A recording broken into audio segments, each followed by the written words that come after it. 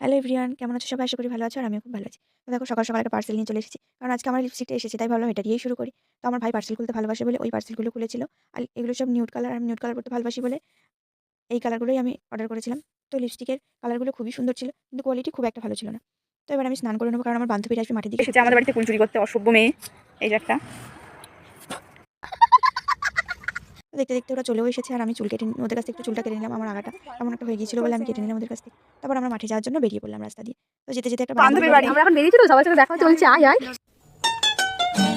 ওকে ডেকে নিয়ে এই যে আমরা মাঠের দিকে রওনা হয়ে গেলাম।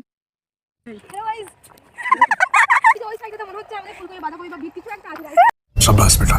আমার বান্ধবী তো আজকে পাগলই হয়ে গেছে। ও শুধু হ্যালো গাইস করে যাচ্ছিল। আমরা কিন্তু খুব মজা করেছি। তারপরে আমরা মাঠের দিকে একটু ঘুরে ফিরে একটা গাজর ক্ষেতের সামনে বসেছি।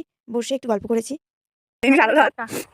গাইস এই যে গাইস আমরা এই গাজর ক্ষেত আর পেঁয়াজ ক্ষেত ছিল পিছনে। এখানে বসে আমরা আড্ডা